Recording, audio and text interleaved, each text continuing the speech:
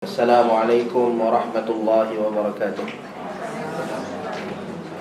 Innal hamdalillah nahmaduhu wa nasta'inuhu wa nastaghfiruh wa na'udzu billahi min shururi anfusina wa min sayyiati a'malina may yahdihillahu fala mudilla lahu wa may yudlilhu fala hadiya lahu wa asyhadu an la ilaha illallah wahdahu la syarika lahu wa asyhadu anna Muhammadan 'abduhu wa rasuluh sallallahu alaihi wa ala alihi wa ashabihi wa man sara ala nahjihi wa istanna bi sunnatihi wa ihtada bi hadihi ila yaumil din, amma ba'd.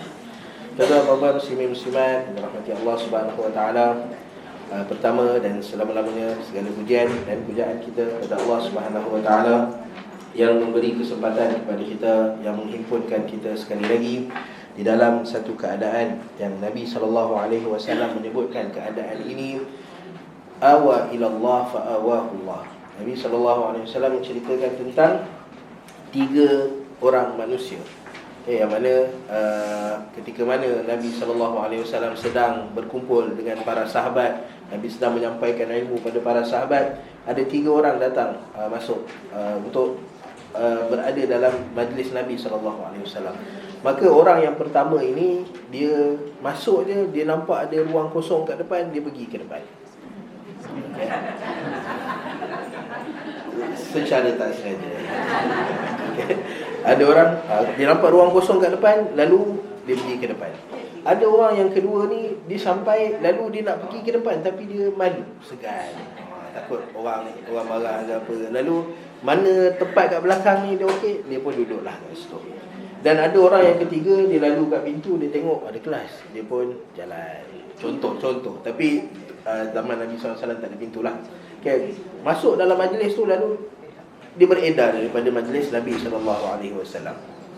Lalu kemudiannya setelah Nabi SAW habis selesai berkongsi ilmu, maka Nabi SAW menyebutkan satu hadis tentang tiga orang yang datang tadi. Maka kata Nabi SAW, amma ahaduhum, adapun yang pertama ini, maka awa ilallah fa awahullah. Orang ini sedang mencari perlindungan, mencari tempat tinggal dengan Allah Subhanahu wa taala. Perlindungan semasa dia di dunia dan tempat tinggal apabila dia berada di akhirat kelak. Okay, waktu di mana kita nakkan syurga Allah Subhanahu wa taala, lalu antara orang yang Allah Taala bagi syurga kepada dia adalah orang yang datang menghadirkan diri ke majlis ilmu. Awa ilallah fa awahullah. So dia datang nak cari perlindungan, Allah Taala bagi perlindungan kepada dia. Orang yang kedua pula, Nabi SAW kata, dia datang tapi istahya, dia shy cat. Lalu Allah Subhanahu wa taala pun segan nak bagi kat dia perlindungan Allah Subhanahu wa taala. Dan ada orang yang ketiga, dia datang, dia tengok ada majlis, lalu dia beredar. Maka kata Nabi SAW, orang ini a'rad, dia berpaling, maka Allah Ta'ala akan berpaling daripada dia ketika mana dia memerlukan Allah Subhanahu wa taala. Maka kerana itu kita puji Allah Subhanahu wa taala, kita mengucapkan rasa syukur pada Allah Taala kerana peluang yang Allah Taala berikan kepada kita untuk kita sama-sama menghadirkan diri ke majlis ilmu pada hari ini. Lalu insya-Allah pada kesempatan kali ini kita akan menyambung bicara kita dengan surah Al-Kahfi, di mana kita sudah sampai pada ayat yang kita dah habis ayat kelima kan? Habis, kita akan masuk ayat ke-6. Okey. Di mana Allah Subhanahu wa taala, ayat ke-6 ni dia ada kaitan dengan ayat kelima, namun ada kaitan yang sedikit terputus. Okey, bila mana Allah Subhanahu wa taala menyebutkan pada ayat yang kelima ni, ma lahum bihi min ilmin wala li abaihim. Lalu Allah Taala kata, antara sebab wahai Muhammad, kamu tengok orang depan kamu ni, orang Arab yang dah bersama dengan kamu 40 tahun, dah kenal Nabi sallallahu alaihi wasallam, tapi mereka tetap menolak Nabi sallallahu alaihi wasallam. Kenapa? Kerana dua sebab. Yang pertama, benda yang Nabi sallallahu alaihi wasallam bawa tu satu benda baru, yang tak biasa berada dalam masyarakat. Bahkan Nabi sallallahu alaihi wasallam pun, benda baru yang berlaku pada Nabi sallallahu alaihi wasallam, ada benda yang Nabi tak buat. Kerana benda tu baru. Contoh, bila mana sahabat bersama dengan Nabi SAW pergi jalan di padang pasir. Lalu antara makanan yang biasa mereka makan di padang pasir adalah dhab. Tahu dhab kan? Okay. Lalu bila sahabat masak dhab dan mereka makan dhab, offer pada Nabi SAW, Nabi tolak. Okay. Lalu bila Nabi tolak, sahabat dia jadi apa? reluctant, dia jadi berbelah bagi. Nak makan ke tak makan ni, haram ke halal ni? Okey, lalu kemudian Nabi SAW jelaskan bahawa dhab ini lam yakun bi ardi qaumi faajiduni u'afuh. Maka kata Nabi SAW, dhab ni bukan binatang yang biasa aku tengok dekat Mekah, dekat tempat tinggal Nabi SAW. Lalu Nabi tak u'afu maksudnya Nabi tak selera nak makan dhab. Okey, kerana jarang jumpa dengan dhab. Sama juga Nabi SAW, antara benda yang Nabi tak biasa makan adalah bawang, saum. Okay. So kenapa Nabi tak makan bawang? Sedangkan Nabi SAW, Nabi larang orang masuk ke masjid dengan bau bawang, dengan bawang yang, tapi itu pun Nabi SAW kata fal yumithu tabha. Maksudnya kalau bawang ni dimasak, maka tak ada masalah, dia dah tak mengeluarkan bau asal bawang tu. Tetapi Nabi tak makan juga bawang. Kenapa? Kerana bawang bukan tanaman yang biasa ada pada kawasan tempat tinggal Nabi SAW di Makkah Al-Mukarramah. So benda yang orang tak biasa ni, biasanya orang akan apa ni? Orang yang first kali dengar siput sedut kan, dia tak pernah tengok siput. Nak makan siput, dia terbayang dulu kampung dia siput yang ada, siput yang jalan atas tanah. So tak ada rasa nak makan. So sama juga dalam perkara-perkara berkaitan dengan agama, dengan kepercayaan. Orang Arab, kafir Quraisy ni beriman dengan Tuhan yang banyak. Setiap Tuhan lelaki ada Tuhan dia, Tuhan kasih sayang ada Tuhan dia, rezeki ada Tuhan dia. Sampaikan ada lebih daripada 600 berhala di sekeliling Kaabah pada ketika zaman Nabi SAW. Lalu bila mana Nabi SAW datang dan Nabi SAW bagi tahu bahawa Tuhan tu satu, maka menyebabkan mereka kata, macam mana Tuhan boleh jadi satu? Sedangkan orang kafir Quraisy ni, mereka ni adalah satu masyarakat yang ada sistem organisasi yang cantik. Cuma masalah dia, mereka tak ada seorang pemimpin. Dia tak ada raja. Sebab tu antara benda yang mereka offer pada Nabi SAW untuk Nabi stop berdakwah ni adalah, wahai Muhammad, kami tak ada raja, tapi kalau nak malaknaka alaina, kami akan jadikan kamu raja. Ini first time orang Arab offer pada Nabi SAW. So orang Arab dari segi pentadbiran pun ada yang jaga bahagian kemasyarakatan, maksudnya politik, sosial. Ada yang jaga bahagian ekonomi, dan ada yang jaga bahagian ketenteraan. Sebab tu bila kita dengar nama orang Arab ni, apa penting tahu nama kabilah-kabilah Arab. Dengar Al-Juhani, Al-Adawi, Al-Hashimi. Apa penting kita tahu nama kabilah Arab? Sebab setiap kabilah ni dia ada dia punya part dia ada dia punya benda yang dia hebat. Ada yang jaga macam Bani Hashim, kabilah Nabi SAW. Kita tak pernah dengar Bani Hashim ni hebat dalam peperangan. Kita tak pernah dengar Bani Hashim ni orang yang kabilah yang kaya raya. Bahkan ketika mana Nabi SAW dilahirkan, nak cari ibu susu untuk Nabi SAW pun orang tak nak. Pasal apa? Sebab Nabi bukan daripada keluarga yang berharta. So Bani Hashim ni terkenal sebagai pemimpin politik. Dan kalau dengar Bani Umayyah, Bani Umayyah ni pula adalah orang yang hebat dari segi ekonomi. Cuma dia berkembang selepas tu. Kalau belajar sejarah, tengok kabilah yang paling hebat berkembang adalah Bani Umayyah. Sebab tu lepas zaman Khulafa' Rashidin naik dia khilafah Bani Umayyah, dan itu adalah khilafah Islamiyah yang terakhir. Khilafah Islamiyah jatuh dengan jatuhnya kerajaan Bani Umayyah.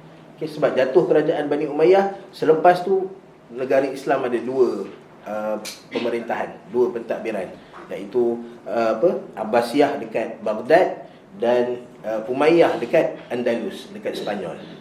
Jadi dah tak jadi satu khilafah Islamiyah dah. So nak cerita bahawa datang benda baru, orang akan reject dulu. So bila datang, kita bagi contoh minggu lepas, macam mana sepatutnya kalau ada kematian dalam keluarga, dalam satu family ni, yang patut bawa datang makanan adalah orang yang datang ziarah tu. Tapi benda baru lalu menyebabkan ramai orang tak boleh nak terima, tak boleh nak ikut. Macam kita kata nak baca Yasin malam Jumaat, boleh ke tak boleh? Boleh nak baca, tetapi jangan jadikan dia satu kebiasaan. Sampai ke malam Jumaat dia kena baca Yasin. Baca surah lain tak boleh. Tak baca Yasin pun orang pandang lain macam kan. So itu yang kita kena bila benda baru datang, masyarakat akan terkejut. Dan itu benda biasa. Dan yang keduanya, Allah Subhanahu Wa Taala menyebutkan sebab yang kedua kenapa mereka melawan ataupun tak boleh nak terima Nabi sallallahu alaihi wasallam, kerana apa yang Nabi sallallahu alaihi wasallam bawa tak sama dengan apa yang diajarkan oleh ayah dia orang, mak dia orang, atuk nenek moyang mereka. So ini dua sebab yang Allah Subhanahu Wa Taala sebutkan. Yang hasilnya benda yang keluar daripada mereka adalah benda yang Allah Subhanahu Wa Taala kata kadhibah, iaitu pembohongan. Dan pembohongan yang Allah Taala maksudkan dekat sini adalah apabila mereka mengingkari Allah Subhanahu Wa Taala sebagai Tuhan, mereka mengingkari Nabi sallallahu alaihi wasallam sebagai utusan Allah Taala, dan mereka mengingkari Al-Quran sebagai kalam Allah Subhanahu Wa Taala. Lalu kemudiannya, bila mana Allah Ta'ala cerita benda ni, Allah Ta'ala sambung selepas tu dengan fala'allaka bakhi'un nafsak. Fala'allaka bakhi'un nafsak. Apa muallif rahimahullahu ta'ala sebut tentang bakhi'un? Bakhi'un ay qatilun nafsaka kal muntahir. Qatilun nafsak ay bunuh diri kal muntahir. Muntahir ni orang yang buat suicide, yang bunuh diri. So Allah Subhanahu Wa Taala sebut pada Nabi sallallahu alaihi wasallam, wahai Muhammad, kamu seakan-akan orang yang nak bunuh diri. Qatilun nafsak. So perkataan bakhi'un nafsak ni, dia bukannya Nabi sallallahu alaihi wasallam tu nak bunuh diri. Sebab kalau nak bunuh diri ni dosa besar, takkan Nabi sallallahu alaihi wasallam nak buat dosa besar. Tetapi ia adalah satu ungkapan yang biasa dilakukan oleh orang Arab. Orang Arab ni bila dia nak cerita tentang marah ke, geram ke, teguran ke, bahasa dia agak kasar. Macam contoh Nabi SAW bila bercakap dengan Muaz ibn Jabal. Ketika mana Muaz tanya, wahai Rasulullah, adakah orang akan masuk neraka dengan mulut dia? Maka Nabi SAW jawab apa? Thakalatka ummuk. Nabi nak kata, takkan tak tahu. Tapi bahasa yang Nabi guna, kalau kita translatekan, dia jadi apa? Thakalatka ummuk. Semoga mak kamu hilang kamu. So berat kan, nampak? Berat dia punya bahasa. Tapi itu ungkapan orang Arab. Macam contoh, bila kita marah dengan orang, bukan orang Arab, bila dia marah dengan orang, dia akan kata, Allah yakhrib baitak. Maksudnya semoga Allah Ta'ala binasakan rumah kamu. Kasar kan? Tetapi itu ungkapan. Ataupun bila orang Arab kata qatalakallah, semoga Allah Ta'ala perang dengan kamu. So benda besar bagi kita kalau kita translate secara literal. Tetapi kalau kita faham ini adalah ungkapan-ungkapan orang Arab. Macam kita pun, saya pun tak bahasa-bahasa kasar yang biasa kita guna. Celaka kamu, ayat-ayat seperti itulah. Tapi ungkapan yang digunakan oleh orang Arab memang dengar macam kasar. Tetapi biasa. Sebab tu Allah Ta'ala rakamkan benda ni dalam Al-Quran. Fala'allaka bakhi'un nafsak. Wahai Muhammad, kamu macam nak bunuh diri je. Macam tu dia punya bentuk dia. Tapi sebelum Allah Ta'ala masukkan ayat la'allaka bakhi'un, ada benda terputus dekat situ. Macam mana daripada cerita orang kafir yang tak nak beriman kepada Nabi SAW kepada cerita Nabi SAW nak bunuh diri disebabkan oleh orang kafir. Sambungan dia, connection dia dekat sini adalah Allah Subhanahu Wa Taala bila cerita tentang orang yang tak beriman pada Allah Ta'ala, maka di sana bukan sekadar penceritaan, tetapi ada benda yang Allah Ta'ala minta daripada kita untuk kita buat. Apa dia? Untuk kita betulkan, untuk kita dakwah mereka ni, untuk kita sampaikan kepada mereka. Dan ini tanggungjawab semua daripada kita. Sebab tu Allah Ta'ala kata pada Nabi SAW, وَمَا عَلَيْكَ إِلَّا الْبَلَغْ, ataupun إِنْ عَلَيْكَ إِلَّا الْبَلَغْ. Allah Subhanahu Wa Ta'ala sebut dalam surah Al-Ghashiyah, Allah Ta'ala kata apa? فَذَكِّرْ إِنَّمَا أَنْتَ مُذَكِّرْ. lasta alaihim bimusaitir. Tugas kita hanya sampaikan sahaja. Apa jadi selepas tu, itu urusan Allah Subhanahu wa taala. Okey, dan itu tanggungjawab kita. Kita kadang-kadang bila kita rasa kita nak berdakwah, kita duk pandang dakwah ni benda yang besar, perlukan organisasi, betul. Ya, nak bagi cantik, nak bagi kemas, maka perlu pada organisasi, perlu kepada kajian, perlu kepada orang yang boleh menyampaikan dengan hebat. Tetapi yang kita lupa adalah Allah Ta'ala minta untuk kita sampaikan je. Sampaikan je. Kita ada jiran yang tak beriman pada Allah Ta'ala, sebut je pada dia, Tuhan tu Allah Ta'ala. Settle. Ataupun kalau kita tak boleh buat, itu organisasi perlu. Dan organisasi yang paling banyak dan boleh masuk dalam masyarakat apa dia? Masjid dan surau. Masjid dan surau. Ini organisasi yang paling dekat dengan masyarakat. Cuba kalau nak bagi contoh, ada satu masjid dekat Ipoh, Taman Koperasi Rapat. Nama dia Masjid Abdul Rahman bin Auf. Siapa pergi masjid ni ataupun tengok, masjid dia kecil je. Kalau masuk pun kata masjid tak boleh buat solat Jumaat ni. Kecil, memang sangat kecil. Dia punya dewan solat dia mungkin besar sikit daripada dewan ni. Okay. Tapi dia punya program dia cukup bagus. Setiap bulan dia akan ada karnival masjid. Karnival masjid ni dia buat apa? Dia bawa datang doktor cek mata, doktor cek darah, dan yang dia jemput adalah orang bukan Muslim. Untuk apa? Untuk bagi tahu dia bahawa di sana adanya Tuhan, nama dia Allah Ta'ala. Allah yang bagi kesihatan, Allah Ta'ala yang bagi rezeki. Itu dia mereka buat. Awal-awal buat dulu seorang dua je datang. Tapi mungkin keistimewaan duduk dekat Perak ni, dekat Ipoh ni, dia ada banyak kampung muhibbah. Tahu kampung muhibbah kan? Sungai Siput, Ipoh ni semua ada kampung muhibbah. Dia ada kampung muhibbah ni, semua bangsa ada dalam tu. Cina, India, Melayu, semua ada dalam tu. So itu antara keistimewaan yang ada dekat situ. Tapi nak kata usaha tu ada. So kalau kita ni ada NGO, kita jaga macam Yayasan Taklim contohnya. Okay, so boleh buka ada waktu, ada ruang untuk buat karnival Yayasan Taklim, open day, hanya untuk sampaikan kepada orang bahawa di sana adanya cara hidup yang nama dia Islam. Di sana adanya Tuhan, nama dia Allah. Di sana adanya utusan Allah Ta'ala yang nama dia Muhammad sallallahu alaihi wasallam. Itu je. Okay? Lalu bila dah usaha, dah sampaikan, benda yang lain serah pada Allah Ta'ala. Tanggungjawab kita dah selesai, kita boleh tenang. Okay, sebab tu Allah Ta'ala sebut dalam surah Al-A'raf. Allah Ta'ala kata apa? Wa idh qalat ummatum minhum lima ta'idhuna qauman illahu muhlikuhum aw mu'adzibuhum 'adaban syadida. Allah Ta'ala cerita tentang satu peristiwa yang pernah berlaku. Benda dalam Al-Quran tak ada peristiwa yang rekaan. Semua peristiwa berlaku. Allah Ta'ala kata wa idh qalat ummatun. Pernah satu peristiwa berlaku di mana ada satu kaum yang Allah Ta'ala bagi tahu bahawa Allah Ta'ala dah nak azab mereka ni.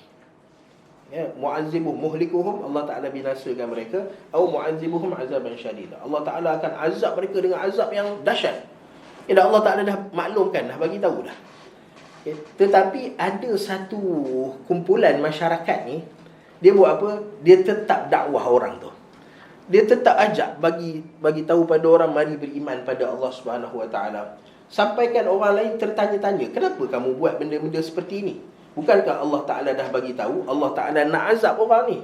Lalu apa faedahnya kamu nak ajak orang ni lagi, nak berdakwah pada orang ni, sedangkan mereka bila Allah Ta'ala bagi tahu orang ni akan diazab, maksudnya dia akan mati dalam keadaan kufur pada Allah Subhanahu Wa Ta'ala. Tapi apa mereka jawab? Qalu ma'ziratan ila rabbikum. Sebab apa kami buat benda ni? Sebab kami takut akhirat nanti bila Allah Ta'ala tanya, apa yang kamu buat? Bila mana Allah Ta'ala kata kena ada al-amru bil ma'ruf wal takum minkum ummatun yad'una ila al-khairi wa ya'muruna bil ma'ruf wa yanhauna 'anil munkar. So Allah Ta'ala perintahkan kita untuk buat al-amru bil ma'ruf wa nahyu 'anil munkar. Maka soalan dia adalah, apa yang telah kamu buat? So mereka ni buat apa? Walaupun kaum tu dah nak diazab oleh Allah Ta'ala, tetap lagi berdakwah pada kaum ni. Pasal apa? Supaya boleh ada alasan depan Allah Ta'ala. Allah Ta'ala tanya, kamu buat ke tak? Ya Allah, kami buat. Walaupun kaum tu dah nak diazab, dah nak binasa dah, tapi kerana mereka laksanakan tanggungjawab mereka, maka Allah Subhanahu Wa Taala selamatkan mereka daripada azab. Nampak? Itu tanggungjawab kita. Sampaikan je. Kalau susah sangat nak sampaikan, tulis dalam Facebook, tag je kawan-kawan kita. Itu benda paling mudah. Tag je. Apa dia orang nak buat lepas tu, nak marah ke tak nak marah ke, cerita lain lah. Tapi kita dah sampaikan. Cuma Allah Ta'ala kata, bila sampaikan tu dengan bil hikmati wal mau'izatil hasanah, dengan bahasa yang baik lah. Jangan kerana emosi nak sampaikan, kita pun tak jaga sensitivity, apa sentuh benda-benda yang tak patut kita sentuh. So kita hanya nak sampaikan bahawa di sana adanya Allah Subhanahu Wa Ta'ala. Okey. Kemudian bila dah tahu connection dia, Allah Taala bagi tahu bahawa ada kaum yang tak beriman pada Allah Taala sebab mereka tak beriman sekian-sekian, lalu Allah Taala minta untuk kita berdakwah kepada mereka. Dan dalam berdakwah, tengok teguran Allah Taala pada Nabi sallallahu alaihi wasallam, la'allaka bakhi'un nafsak. Wahai Muhammad, kamu ni seakan-akan nak bunuh diri. Pasal apa? Ala atharihim illam yu'minu bihadzal hadithi asafa. Okay. Asal ayat dia adalah fala'allaka bakhi'un nafsaka asafan. Okay. Asafa tu dia patut ada kat depan, tetapi Allah Ta'ala lewatkan dia ke belakang. Okay. Asafa kerana Nabi rasa bersalah. Nabi rasa bersalah apabila orang kafir Quraisy ni dia tak nak beriman pada Allah Subhanahu Wa Taala, ataupun tak nak beriman dengan Al-Quran yang Allah Subhanahu Wa Taala turunkan. So Nabi SAW walaupun tahu Allah Ta'ala kata tugas kamu wahai Muhammad untuk sampaikan, tapi Nabi ni syadidul hirs. Allah Ta'ala sebutkan laqad ja'akum rasulun min anfusikum azizun 'alaihi ma anitum harisun 'alaikum. Harisun 'alaikum. Nabi betul-betul nak semua orang beriman pada Allah Subhanahu Wa Taala. Lalu apa yang Nabi SAW buat? Nabi SAW bila dengar je ada orang kafir yang tengah duduk lepak tak buat apa-apa. Dan orang ni ada dekat mana? Ada dekat pasar, jauh 10 km. Nabi akan pergi sana. Nabi dengar ada orang ni dekat tempat yang depan Kaabah, sedangkan Nabi SAW ada jauh daripada Kaabah. Nabi akan pergi ke sana. So orang nampak Nabi SAW ni macam ini kan sakit kan, macam tak takut ke lepas ni kalau sakit ke meninggal dunia ke. Dan itu yang Allah Ta'ala maksudkan, fala'allaka bakhi'un nafsak. Wahai Muhammad, keadaan kamu terkejar orang sana sini, ikut orang sana sini, ala atharihim. Atharihim maksud athar ni apa dia? Athar ni kesan ataupun peninggalan, itu athar. So peninggalan yang dimaksudkan adalah orang bila jalan kat depan, maka dia akan tinggalkan kesan tapak kaki dia kat belakang. So Nabi SAW follow kesan tapak kaki orang. Maksudnya mana ada orang kafir situ yang Nabi SAW pergi. Terutama bila Nabi dengar tentang Abu Jahal. Kerana Nabi SAW nak sangat orang yang beriman pada Allah Ta'ala adalah Abu Jahal. Sebab tu antara doa Nabi SAW adalah supaya Allah Subhanahu Wa Ta'ala kuatkan Islam dengan salah satu daripada ahabbin nasi ilai, yang kita selalu dengar bi ahadil umarain kan. Tapi Nabi minta supaya dua orang, Umar bin Khattab dengan Amr bin Hisham. Amr bin Hisham ni Abu Jahal lah. Umar bin Khattab dengan Amr bin Hisham. Nabi nak salah seorang daripada dua ni ataupun dua-dua sekali masuk Islam. Lalu doa Nabi SAW supaya Allah Ta'ala Islamkan siapa yang Allah Ta'ala sayang, ahabbin nasi ilai. Lalu Allah Ta'ala Islamkan Umar bin Khattab radhiyallahu ta'ala. Itu pun Nabi tetap nak Abu Jahal ni masuk Islam. Dalam keadaan jahatnya Abu Jahal ni, sampai Nabi kata Abu Jahal ni fir'aunu hazihil ummah. Kalau ada orang, tak ada orang yang lebih jahat lagi daripada Abu Jahal ni. Itu pun Nabi tetap kejar dia. Mana dia ada, semua Nabi follow belakang ni. Untuk apa? Untuk sampaikan dakwah Islam supaya Abu Jahal ni beriman pada Allah Subhanahu Wa Ta'ala. Lalu Allah Ta'ala beri teguran kepada Nabi SAW.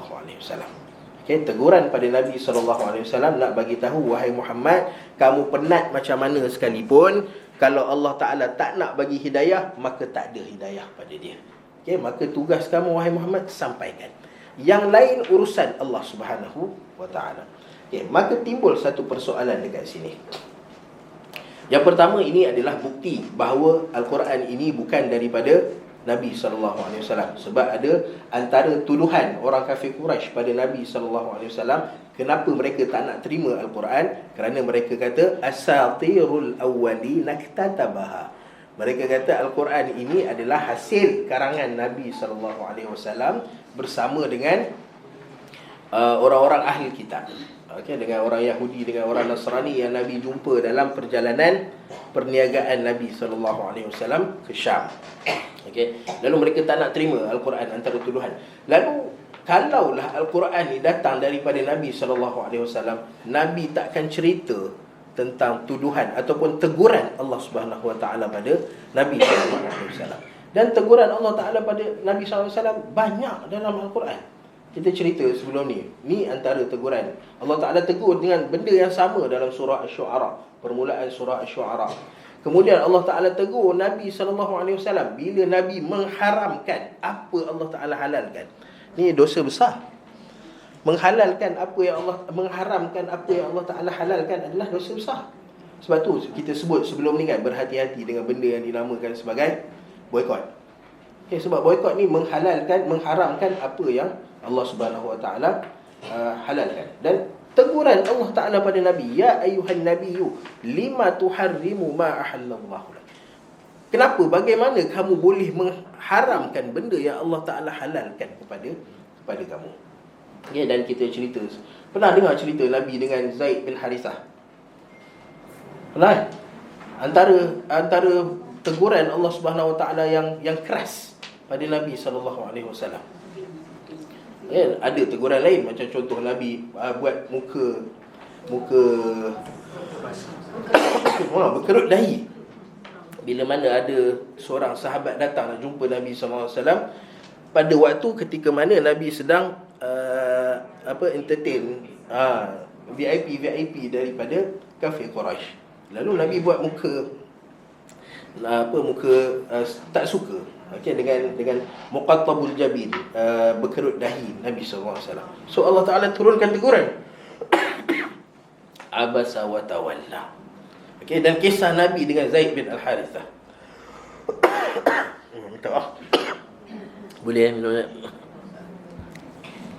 Nabi dengan Zaid bin Al-Harithah. Apa yang berlaku? Zaid bin Al-Harithah, bila mana Nabi SAW, Nabi sangat menghargai Zaid bin Al-Harithah. Sebab apa? Sebab bila Nabi pilih, Nabi bagi dia option, dia nak duduk dengan bapa dia ataupun dengan Nabi SAW, Zaid bin Al-Harithah pilih Nabi SAW. Sampaikan orang lepas tu panggil Zaid ni dengan Zaid bin Muhammad. Sampai turun ayat Al-Quran. Allah Ta'ala kata ud'uhum li abaihim. Jangan tukar bin ni, tak boleh nak tukar bin. Lalu Nabi SAW sangat menghargai apa yang Zaid bin Al-Harithah buat. Lalu menyebabkan Nabi merdekakan dia. Nabi merdekakan Zaid bin Al-Harithah. Kemudian Nabi ambil dia jadi anak angkat Nabi SAW. Dan kemudian Nabi nak kahwinkan dia dengan antara orang yang paling tinggi nasab di dalam Quraisy. Nak cari perempuan yang tinggi nasab di dalam masyarakat Quraisy. Lalu cari, jumpalah seorang perempuan yang nama dia Zainab bintu Jahsh. Lalu bila nak kahwin dengan Zainab bintu Jahsh, Zainab ni tak nak kahwin dengan Zaid bin Harithah. Pasal apa? Tak sekufu, tak setaraf. Zainab ni datang daripada keluarga yang tinggi kedudukan dia. Zaid bin Harithah ni pula dia daripada hamba Nabi SAW jadi anak angkat Nabi SAW. Tapi Nabi nak sangat. Maka Nabi bagi arahan. So bila Zainab ni tahu Nabi bagi arahan, maka dia tak tolak. Siapa nak tolak arahan Nabi SAW? So dia tak tolak, lalu dia berkahwin. Bila berkahwin, bila tak setaraf, berlaku masalah. Berlaku masalah. Sebab kalau zaman sekarang ni mungkin make up dia je dah beribu dah kan. So dia punya maintenance dia susah. Tak kena dengan Zaid punya kemampuan. So menyebabkan lama kelamaan dia tak boleh, tak ada persefahaman. So menyebabkan Zaid dan Zainab ni dua-dua datang mengadu pada Nabi SAW. Lalu mengadu mereka nak bercerai. Mengadu nak bercerai. Lalu bila dengar nak bercerai, Nabi SAW dan nampak tak ada persefahaman kan.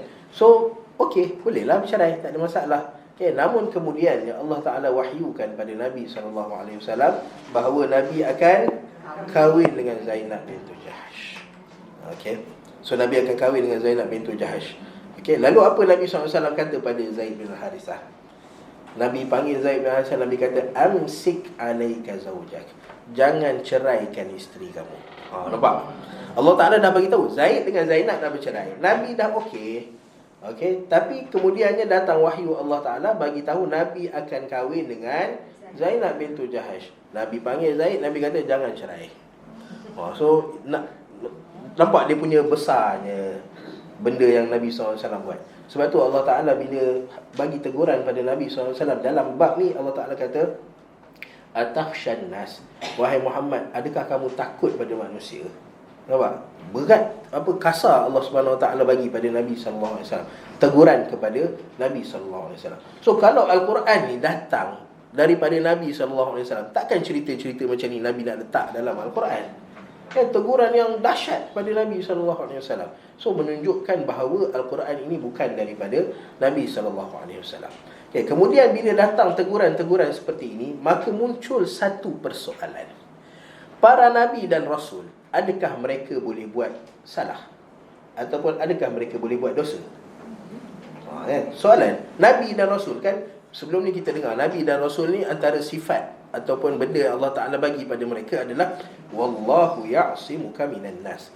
Ada sesuatu nama dia ismah, yang kita panggil dia maksum. Nabi SAW dan para Nabi dan Rasul semuanya adalah maksum. Tapi dengan teguran-teguran yang datang ni, maka muncul satu persoalan. Adakah para Nabi ni boleh buat salah, boleh buat silap, boleh buat dosa? Dan benda yang Nabi SAW buat tu besar, mengharamkan benda Allah Ta'ala halalkan. Allah Ta'ala dah turunkan wahyu bagi tahu satu benda ni, Nabi tak nak terima wahyu Allah Ta'ala. Orang yang tak nak terima, Allah Ta'ala dah perintahkan sesuatu, kita tak nak buat. So ada kemungkinan masuk neraka lah. Sebab melanggar perintah Allah Subhanahu Wa Ta'ala. Lalu persoalan dia, boleh tak para Nabi ni buat salah dan silap? Maka ada dua pandangan para ulama. Satu, ada sebahagian ahli ilmu, dia kata Nabi dan Rasul dia tak boleh buat salah dan silap langsung. Sebab apa? Sebab dia akan mencacatkan kenabian dan kerasulan. Nabi dan Rasul ni mesti 100% suci dan bersih. Sebab bila buat salah, maka orang akan persoal, betul ke dia ni Nabi dan Rasul ni? So apa yang berlaku pada teguran-teguran ni? Sebab teguran ni bukan hanya pada Nabi SAW. Allah Ta'ala tegur Nabi Sulaiman AS. Bila Allah Ta'ala cerita antara benda yang Nabi Sulaiman AS pernah terlepas solat, waktu solat. Satu waktu solat yang dalam riwayat kata solat asar. Kerana apa? Kerana tengok Safinatul Jiyad dalam surah Sad, Allah Ta'ala cerita. Kerana seronok tengok ada kuda yang boleh terbang.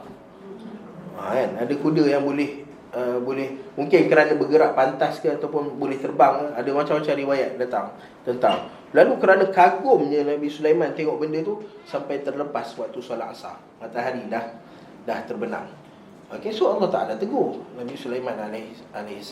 So teguran-teguran Allah Ta'ala pada para Nabi dan Rasul ni, apa maksud dia? Maksud dia bukan mereka buat salah, tapi Allah Ta'ala nak mereka buat salah supaya boleh jadi syariat ataupun boleh jadi pengajaran kepada manusia. So itu bukan satu kesalahan, tapi kehendak Allah Subhanahu Wa Ta'ala. Ini pandangan satu pihak yang kata para Nabi dan Rasul tak boleh buat salah. Ada pandangan yang kedua pula, kata para Nabi dan Rasul boleh buat salah.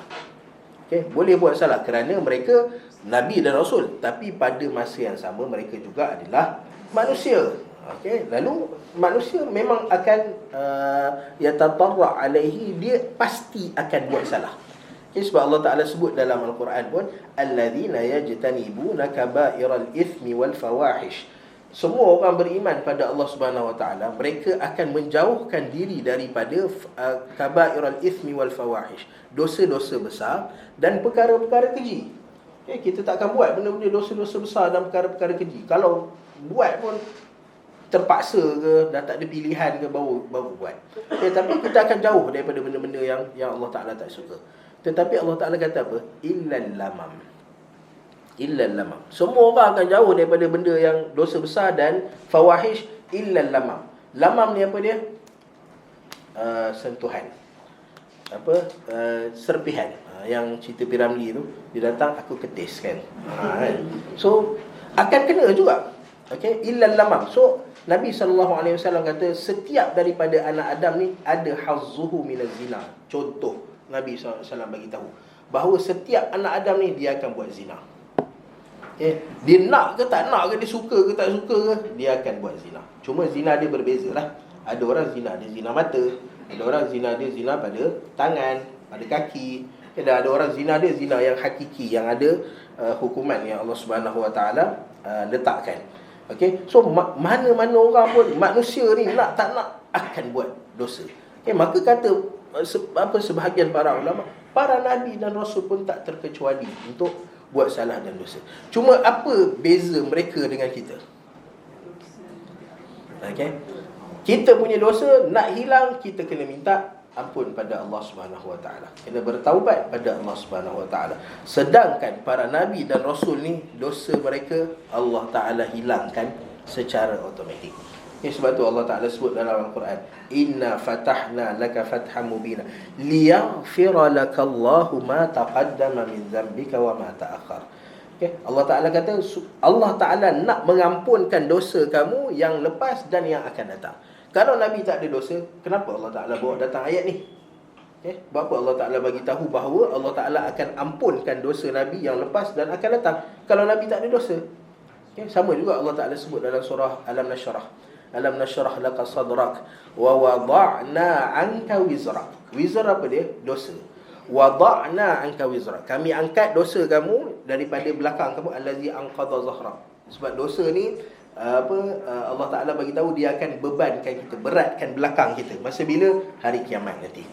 So Allah Ta'ala kata dosa yang akan beratkan belakang kamu wahai Muhammad, wada'na, kami angkat, kami buang. So dosa Nabi, para Nabi dan Rasul Allah Ta'ala hapuskan. Okay. Lalu tinggal lagi satu persoalan. Bila kita tahu ada sebahagian para ulama kata para Nabi boleh buat salah dan tapi kesalahan mereka Allah Ta'ala hapuskan. Okay. Lalu persoalan yang kita nak bagi pada mereka ialah apa maksud maksum? Kalau para Nabi boleh buat salah dan silap, apa yang dimaksudkan dengan para Nabi dan Rasul ini ada sifat maksum? Okay. So apa yang kita faham tentang maksum? Saja soalan sebelum ini. Ada orang puasa, saya minta maaf.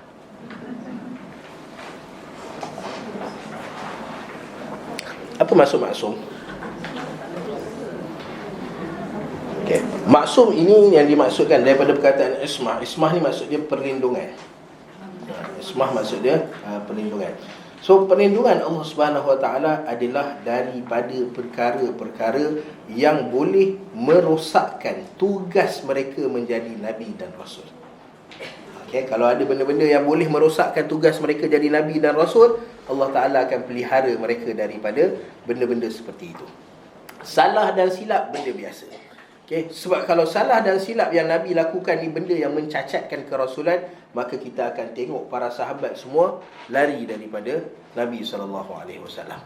Okay, tapi kita tak pernah dengar para sahabat lari daripada Nabi SAW, okay, disebabkan teguran-teguran Allah Subhanahu Wa Taala dalam Al-Quran. Tetapi kalau ada benda yang boleh menyebabkan orang lari daripada Nabi, maksudnya boleh merosakkan tugas Nabi sebagai Nabi dan Rasul, Allah Ta'ala akan halang dulu awal-awal. Contoh ketika mana dalam peperangan Uhud. Dalam peperangan Uhud, orang Islam ramai yang mati syahid. Pasal apa? Sebab apa orang Islam ramai mati syahid? Sebab mereka tak dengar arahan Nabi SAW. Nabi suruh jaga pos masing-masing, jangan gerak daripada pos. Orang Islam menang ke, yang belah sini menang, belah sini kalah ke, jangan gerak daripada pos masing-masing. Tapi ada orang yang tinggalkan pos masing-masing. Dan kita selalu dengar yang tinggalkan pos dia tu adalah orang yang pemanah atas bukit. Bukan dia orang je, yang bawah ni pun sama. Semua sama. Sebab Nabi tengok pada waktu tu orang kejar harta dunia. Para sahabat nak rebut dapatkan ghanimah peperangan pada waktu tu. lalu menyebabkan Nabi SAW marah dan murka pada diorang ni semua. Lalu apa Nabi buat? Nabi nak marah pada diorang. Nabi nak keluar, nak pergi marah pada diorang. Lalu Allah Ta'ala turunkan ayat, walau kunta fazzan ghalizal qalbi lam faddu min hawlik. Kalau kamu keluar, kamu tunjuk kemarahan kamu pada mereka, wahai Muhammad, nescaya mereka akan tinggalkan kamu. Nampak? So benda-benda yang boleh merosakkan jawatan Nabi SAW sebagai Nabi dan Rasul, Allah Ta'ala sekat awal-awal. Tetapi benda yang tak boleh bagi kesan kepada Nabi sebagai Nabi dan Rasul, bahkan boleh angkat darjat dan kedudukan Nabi SAW, boleh menambah keimanan seseorang pada Allah Subhanahu Wa Taala, maka Allah Ta'ala benarkan benda ni berlaku. So nampak? So ismah yang dimaksudkan adalah perlindungan kepada para Nabi dan Rasul dalam mereka melaksanakan tugas mereka, tanggungjawab mereka sebagai Nabi dan Rasul. Okay? Sebab tu kita tak pelik bila mana ada para Nabi dan Rasul yang isteri mereka khianat mereka. Okay? Isteri khianat. Okay? So patutnya Nabi dan Rasul ni, family mereka, ahli keluarga mereka mestilah hebat. Sebab sangkaan sebahagian orang sampai ke hari ni kan, bila sebut Ahlul Bait, Ahlul Bait ni ahli keluarga Nabi SAW, mesti orang yang baik-baik dia.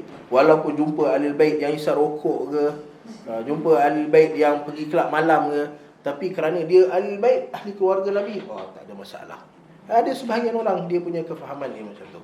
Okay, tetapi Allah Ta'ala dah cerita dalam Al-Quran bahawa Ahlul Bait ni dia tidak menggambarkan ataupun dia tidak mencacatkan kerasulan ataupun kenabian seseorang. Bila mana Allah Ta'ala cerita tentang isteri Nabi, daraballahu mathalan lilladzina kafaru, contoh orang-orang yang kufur. Allah Ta'ala bagi contoh perumpamaan orang yang kufur pada Allah Ta'ala. Siapa dia? Imra'atan Nuh wa imra'atan Lut. Isteri kepada Nabi Nuh dan isteri kepada Nabi Lut. Kanata tahta abdaini min ibadina salihaini fakhanatahuma. Isteri-isteri mereka ni khianat kepada suami-suami mereka. Okay, tapi kenapa Allah Ta'ala benarkan pengkhianatan ini berlaku? Sebab dia tidak mencacatkan kenabian dan kerasulan Nabi Nuh dengan Nabi Lut AS. Sama juga dengan tuduhan yang diberikan kepada Aisyah. Aisyah isteri Nabi SAW dituduh berzina. Kenapa Allah Ta'ala benarkan benda itu berlaku? Kerana ia tidak mencacatkan kerasulan Nabi SAW. So pandangan yang lebih kuat, yang lebih ramai cenderung kepadanya adalah para Nabi dan Rasul ni boleh buat kesalahan, kesilapan, tetapi kesalahan mereka, pertama Allah Ta'ala tegur, dan yang keduanya Allah Ta'ala hapuskan dosa-dosa mereka. Okay. So fala'allaka baqi'un nafsaka ala atharihim illam yu'minu bihadzal hadithi asafa. Asafa, rasa bersalah. Sebab tu bila orang Arab dia bersalah pada orang lain, dia akan kata ana asifun. Okay, ana asifun. Okay, maksudnya saya bersalah kepada kamu, so saya minta maaf. So Nabi SAW rasa bila ada orang Allah Ta'ala lantik Nabi untuk buat kerja, lalu Nabi buat kerja Nabi SAW, tapi natijah dia, hasil dia tak sama macam apa yang Nabi nak. Okay, lalu Nabi rasa bersalah, Nabi duk kejar orang sampai orang beriman pada Allah Ta'ala. So Allah Ta'ala kata stop.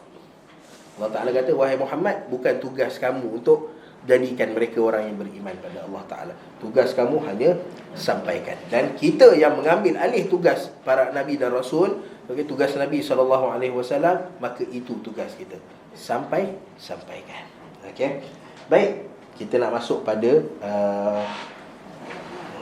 ayat yang seterusnya, paragraf yang seterusnya. Okay. Ayat 7 sampai ayat 12. Okay. Macam biasa, saya nak seorang wakil dari perempuan dan seorang daripada lelaki untuk kita baca ayat 7 sampai 9, kemudian 10 sampai 12. Okey. Rasa ada mikrofon, ada? Ada, belah sini. Oh, sini. Okey, kita nak start mana? Ladies first ke lelaki dulu? Ada? Ada? Tak ada? Allah. Dia ada, kita ambil dua-dua wakil daripada kaum muslimat. Boleh? Ada? Boleh? Ni masuk nak Aisyah. Ingat Aisyah. Okey, kita ambil ayat 7 sampai ayat 9 dulu. Boleh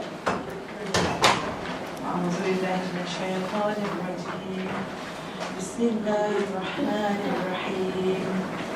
Inna ja'alna ma 'alal ardi zinatan laha linabluwahum ayyuhum ahsanu 'amala. Wa inna laja'iluna ma 'alayha sa'idan juruza. Am hasibta anna ashabal kahfi war-raqim kanu min ayatina 'ajaba. Ayuh, baik. Ayat 7 sampai ayat 9. So kita tengok dulu apa yang ada pada ayat 7 sehingga ayat 9. InsyaAllah, jazakumullah khairan. Pegang, nanti buat ada siapa. Baik. Inna, kita tak ceritalah. Bismillah dengan a'udzubillah dengan bismillah. Inna ja'alna. Baik, tengok. Yang pertama sekali nun. Nun yang ada sabdu. Okey, baik, nun yang ada sabdu dia ada dengung. Bahkan nama dia wajibun gunnah. Okey, maksudnya kena ada dengung. Okey. Dengung dalam dalam Al-Quran ada 3. Okey, dengung dalam Al-Quran ada 3. Okey, satu dengung dipanggil naqis. Okey, satu dengung dipanggil kamil. Okey, satu lagi dengung dipanggil akmal. Dua bawah tu ada orang nama kamil dengan akmal. Yang atas tu tak ada lagi, naqis. Okey. Dengung naqis, dengung kamil, dengung akmal. Okey. Dan dengung naqis, kamil dengan akmal ni adalah cara kita berdengung. Okey, cara kita berdengung. Baik, dengung yang naqis. Masa bila berlaku dengung yang naqis?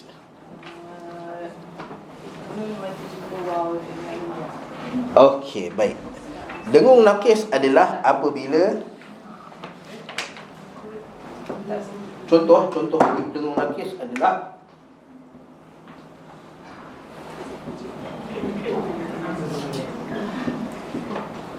izhar. Tahu izhar? Izhar macam minhum. Okey, minhum. Minhum dia tak ada kalau kita kata dengung, tak nampak macam ada dengung. Tetapi dia tetap ada dengung. Pasal apa? Kita sebut sebelum ni bahawa nun dengan mim mesti keluar daripada hidung. Tutup hidung, minhum, memang tak jadi. Okey, maka perlukan hidung. So, dengung ada tapi dia naqis. Naqis ni maksudnya bawah daripada 2 harakat. Okey, minhum. Okey, so itu contoh izhar. Izhar adalah antara dengung naqis. Dengung kamil apa dia? Dengung pada ikhfa, pada idgham, pada iqlab. Itu dengung kamil. Okey. May yu'min. Apa lagi? Yang dengung 2 harakat tu. Okey, dengung 2 harakat adalah dengung kamil. Okey, yang ada pada ikhfa, man jaa bil hasanah. Okey, so itu dipanggil dengung kamil. Dengung akmal. Ya, pada nun dan mim yang ada sabdu. Okey, di mana dengung 2 harakat yang akmal ni adalah dengung yang disertai dengan tekanan. Inna, nampak? Wa amma. Okey, so dengung 2 harakat tapi disertai dengan tekanan, penegasan. Okey, sebab tu nun dengan mim yang ada sabdu ni dia biasanya dia dipanggil taukid ataupun fawasil, atau bukan fawasil. Dia sama ada penegas ataupun pemutus. Okey. So dia ada sabdu inna. Okey. Kemudian inna ja'alna. Okey, kita sebut sebelum ni bahawa ada 5 huruf yang kita kena jelaskan bunyi dia. Ingat ni huruf apa yang 5 ni? Huruf lin umar. Masya-Allah. Okay. Huruf lin umar, lam, nun, ain, mim, ra. Apabila dia mati, kita kena jelaskan bunyi huruf dia. Pasal apa? Sebab dia suka melantun dan suka tenggelam. Terutama kalau dia bertemu antara satu sama lain. Tengok dekat sini ada lam, selepas dia ada nun. Okey, maka kalau kita tak jaga bunyi lam, dia akan jadi macam mana? Inna ja'alna, nampak tak? Ja'alna. So lam pergi mana? Tak ada. So kena jaga lam. Ja'alna, ja'alna. Baik, soalan. Saya suka bagi soalan. Lam dengan nun, macam mana kita nak bezakan bunyi dia? Cuba sebut la. Cuba sebut na. Apa beza dia? Na, la. Tempat yang sama, hujung lidah jumpa langit-langit atas. So macam mana kita nak bezakan lam dengan nun? Susah kan nak bezakan? Okay. Baik, para ulama tajwid dia kata apa? Nak bezakan lam dengan nun. Nun adalah huruf yang keluar betul-betul pada tip-tip. Ni lidah kita ada hujung dia yang betul-betul hujung. So itu nun. Na. Okay. Tetapi lam adalah huruf yang keluar daripada hujung lidah juga, tetapi sedikit ke kiri atau ke kanan. Okay. Ja'alna. Okay, so dia bukan kalau nun dia straight. Okay, tapi lam dia corner sikit.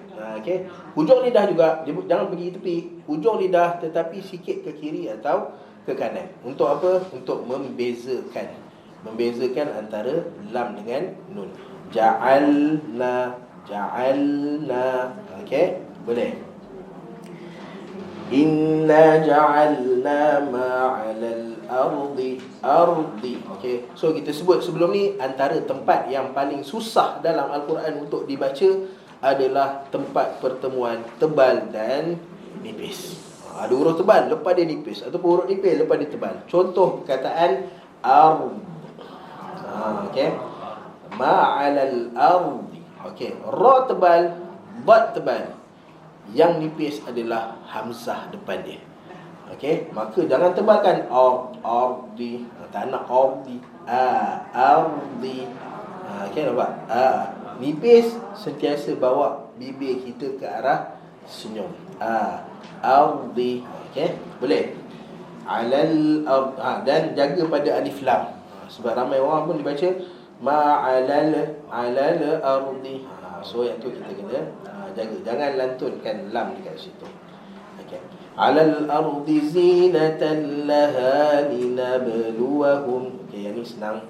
Zinatan laha linabluwahum, ada qalqalah. Ayyuhum ahsanu amala. Cantik baca dia. Okey, dan kita kata sebelum ni jangan break. Jangan break lori. Jangan baca ayyuhum ahsanu amala. Itu tak nak. Okey, ahsanu amala. Jangan marah. Okey. Baik. Okey, kita sambung seterusnya. Wa inna laja'il. Satu lagi saya nak sebut. Okey, kita dah sebut sebelum ni tentang huruf jim. Huruf jim. Apa yang tak boleh pada huruf jim? Benda yang sangat-sangat pantang pada huruf jim ni. Ya, Masya Allah. Jim tak boleh ada angin. Jim dan kawan-kawan dia huruf qalqalah. Semua tak boleh ada angin. Qalqalah dia tak boleh jadi. Lantunan ni tengok rapat patah balik. So kalau masuk angin dia tak boleh jadi melantun. Okay, dia akan terganggu. Okay, so huruf qalqalah tak boleh ada angin. Qaf, qa, dia tak boleh kha, tak ada. Okay, ataupun ba dia jadi pa. Jangan, tak boleh. Sama juga jim. Okay, jim bunyi dia ja. Jangan bunyikan ca. Okay, kita ada ca. Arab dia tak ada ca. Tu dia senang sikit lah orang Arab ni. Kita masalah sebab kita ada P, kita ada C. So itu jadi masalah kat kita. So kita kena jaga. Kita tak nak C, kita nak J. Ja'alna, tak nak ca'alna. Ca'alna tak nak. Ja'alna. Okay, sama juga. Wa inna laja'ilu, tak nak laja'ilu. Okay, so hati-hati. Jangan bagi ada angin masuk pada huruf J. Okay. Wa inna laja'iluna ma'alaiha. Okay, alaiha kita sebut sebelum ni bahawa huruf ya dan waw yang mati sebelum dia baris atas, maka ada dua sifat kena jaga. Yang pertama ada lin. 'alaiha. Sebab orang Arab ni, ada sebahagian orang Arab bila dia cakap dengan kelembutan. Okay, contoh kalau kita orang Arab biasa, bila dia tanya apa khabar, kaifa haluk, kaifa haluk. Ni orang Arab biasa. Tapi kalau kita pergi dekat Arab Syam, Arab Syria ke Lebanon ke, bila dia cakap kaifa haluk, dia akan cakap macam mana? Kaifa haluk. Pernah dengar? Tak pernah dengar? Orang Arab. Kalau kita tanya orang Arab biasa kan, maza turid, ish tabgha, maza turid. Tapi dengan orang Arab Syam, Syria, dia akan kata show bidak. Kan? Dia punya kelembutan, dia panggil lin. Okey, dan benda ni diguna pakai dalam Al-Quran. Okey, pada huruf waw dan ya yang mati sebelum dia baris atas. 'alaiha, 'alaiha. Okey. So itu satu. Ada dua sifat yang kita kata. Satu, lin. Yang kedua adalah rakhawah. Kena lirikkan sikit bunyi dia. 'alaiha. Okey, jangan 'alaiha, 'alaiha. Yang tu tak ada rakhawah. 'alaiha. Dilirikkan sikit bunyi dia. Okey. Wa inna laja'iluna ma 'alaiha sa'idan juruza. Okey, yang ni senang. Jim jaga jim. Juruza, sa'ida, huruf tebal, sad pun kita jaga. Okey, kemudian am hasibta. Dia tak boleh duduk dalam poket. Am hasibta anna. Okey, huruf hamzah sentiasa nipis. Apa jadi kat dia sekalipun, dia sentiasa nipis. Jangan anna, anna, ashab. Okey, ashab antara tempat yang susah. Sebab apa? Hamzah nipis, sad tebal. Ashab. Tak nak ashab tak ada. Ashab. Okey, ashabal kahfi. Okey, dan juga pada ha simpul. Okey, kita sebut ha simpul ni adalah huruf ha simpul, tebal ke nipis?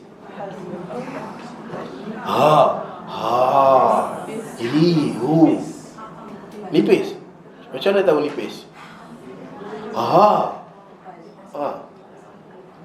Ihdinas siratal mustaqim. Tak boleh senyum. Okey. Huruf nipis adalah huruf yang kita boleh senyum. Baris ataskan dia dan kita boleh senyum. Ni kalau baris atas kita senyum kan, bunyi tak? Jadi kan? Jadi bunyi. So dia adalah huruf nipis. Okey, maka jangan tebalkan dia. Jangan kahfi, tak nak. Kahfi. Okey. Anna ashabal kahfi warraqim. Qaf baris bawah. Ingat lagi tak macam mana kita nak sebut huruf tebal baris bawah? Tak ingat dah? Macam mana ni? Okey, huruf tebal baris bawah, macam mana kita nak buat? Sad. Dalam Al-Fatihah banyak kan? Ihdinas siratal mustaqim. Qaf baris bawah, sad baris bawah. Macam mana kita nak sebut? Okey, huruf tebal nak baris bawah adalah dengan kita tarik ni, rahang bawah ni tarik ke bawah. Okey. Ihdinas siratal mustaqim. Okey. Warraqim kanu min ayatina ajaba. Boleh? Okey. So nak try ambil cermin ataupun ambil phone, tengok. Kita akan nampak gigi bawah kita bila kita sebut huruf tebal yang berbaris bawah. Okey, warraqim kanu min ayatina. Dengung ada tapi naqis. Min ayatina ajaba. Huruf jim jaga. Okey, masya-Allah. Terima kasih puan. Puan Yusniza. Yusnida. Masya-Allah. Okey. So, kita nak pergi pada yang seterusnya. Ayat 10 hingga ayat 12. Siapa? Yang lelaki semua malu-malu tunduk. Masya Allah. Tak apa, kita cari muslimat. Okey, yang muslimat siapa nak? Tak ada juga. Saya tak makan orang. Tak ada. Ambillah siapa-siapa, angkat tangan. Boleh lah, boleh. Tak ada orang. Kalau saya start baca, orang tak baca, saya start baca, nanti dia akan jadi budaya lepas ni. Orang tak nak baca, saya kena baca. Tak ada orang. Takkan Puan Yusni dah seorang ni. Tak ada orang nak dapat pahala. Tak ada. Ada. Bagi. Kita pilih random. Ada? Tak ada. Tak ada. Tak ada. Oh ya Allah. Allah Akbar. Teguran. Kita dapat pahala. Kan kita sebut sebelum ni, siapa baca, orang yang ikut bacaan kita, dia macam contohlah kita bagi zaman sahabat, para sahabat Nabi. Sahabat Nabi ada berapa orang? Sahabat Nabi ada berapa orang? 124,000 kalau ikut Ibn Hajar dalam Isabah fi Tamyiz Sahabah. Sahabat Nabi ada ratusan ribu, 124,000 orang dihimpunkan masa haji Nabi SAW. Daripada 124,000 ni, berapa ramai yang kita kenal? Berapa ramai yang kita kenal? Kita kenal Abu Hurairah, Abdullah bin Umar, Abdullah bin Abbas. Siapa lagi kita kenal? Orang-orang tertentu, sahabat tertentu kita kenal. Pasal apa? Pasal apa kita tak kenal semua sahabat? Hanya kenal nama-nama ni je. Ya, sebab dia orang ni meriwayatkan hadis daripada Nabi SAW. Dia orang tanya soalan pada Nabi, ada peristiwa dia orang tanya pada Nabi SAW. So nama dia orang kekal sampai bila-bila. So Allah Ta'ala kekalkan nama, dapat pahala. Orang yang belajar selepas dia orang ni semua dapat pahala disebabkan mereka. So walaupun yelah, saya tak tegur dalam lepas ni, saya tegur slow-slow. Betul, tapi kalau siapa baca, patut kita bagi teguran dan orang betulkan teguran disebabkan bacaan dia. Bayangkan berapa ramai, berapa banyak pahala dia dapat collect hari ni. Siapa nak baca? Tak ada. Yang lelaki tak ada. Tak ada. Allahuakbar. Haji masya-Allah. Contoh terbaik. Lelaki Melayu terakhir. Okey. Tak apa, kita sebab nak. Tapi kalau minggu depan selepas ni punya ni kena ada orang baca Tak boleh lah, dia pas kat saya je. Okey. Baik, kita baca ayat 10 sampai 12 insya-Allah. A'udzu billahi minasy syaithanir rajim. Bismillahirrahmanirrahim. إذ أوى الفتية إلى الكهف فقالوا ربنا آتنا من لدنك رحمة وهيئ لنا من أمرنا رشدا فضربنا على آذانهم في الكهف سنين عددا ثم بعثناهم لنعلم أي الحزبين أحصى لما لبثوا أمدا. Okey. Baik, itu ayat 10 sampai ayat 12. Kita tengok. Okey, kita sebut sebelum ni, huruf-huruf yang kita kena jaga adalah huruf-huruf apabila dia mati. Okey, sebab huruf bila dia berbaris senang. Kita nak sebut, kita hanya jaga tebal dan nipis. Makhraj tebal dan nipis. Itu je. Tetapi apabila sesuatu huruf tu mati, maka di sana ada sifat tambahan atas dia. Okey, macam contoh ada qalqalah, aqa, ahad. Okey, dia ada sifat tambahan. So kita sebut sebelum ni ada 4 sifat tambahan. Sifat tambahan ni ada 8, ada banyak. Tetapi kita nak fokus pada 4 je. Okey, sebab 4 ni yang biasa berlaku. Apa dia? Yang pertama qalqalah. Yang ni tak payah cerita lah, semua orang boleh qalqalah. Yang kedua adalah rakhawah. Rakhawah ni adalah leretan. Kita sebut dah sebelum ni kan. Leretan bunyi huruf dipanjangkan sikit. Contoh iz awal fityah. Jangan iz lantunan tanah. Iz awal fityatu ilal kahfi. Okey. So di sana ada rakhawah. Rakhawah ada pada 6 huruf. Apa dia? Ingat lagi? Rakhawah ada pada 6 huruf. Zal, zai, dha, ghin, waw dan ya. Kita kena cari ni. Okey. Ya.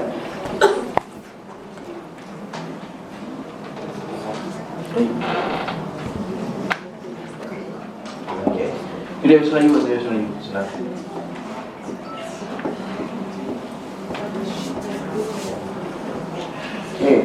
Rakhawah adalah leretan bunyi.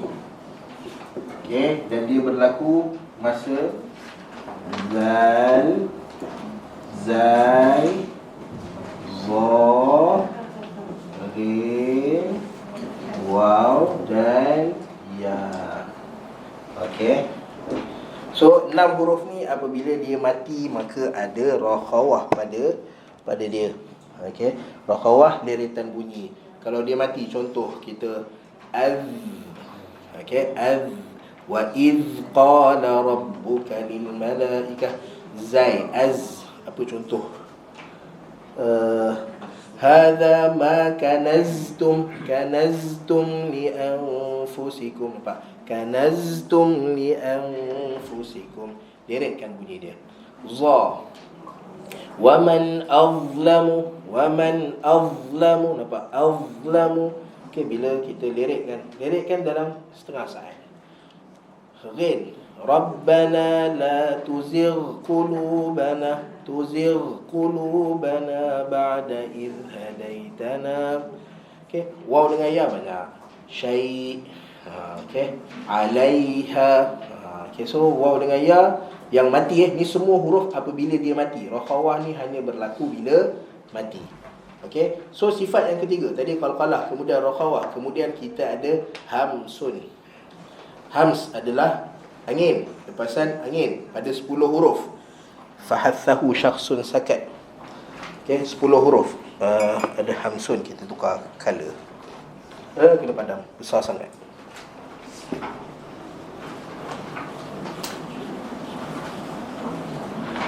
Apa, balik rumah boleh praktis sendiri ni, insyaAllah.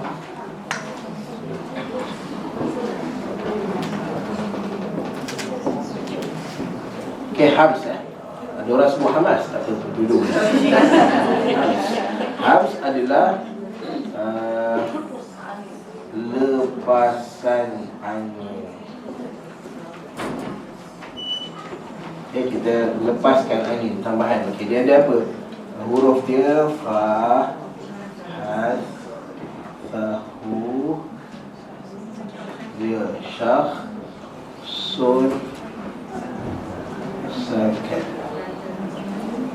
Okey, ni huruf dia. Huruf fa, ha, tha, ha, shin, kha, sad, sin, kaf, ta. Fahathahu syakhsun sakat. Okey. Okey, so itu hams. Hams, apa maksud hams? Macam contoh bila dia mati. Afidah. Allati tattali'u 'alal afidah. Afidah. Kullu nafsin dha'iqatul maut. Lepaskan angin dulu, baru kita pindah pada huruf selepas dia. Okey. Shin, apa contoh shin? Shin mati tak banyak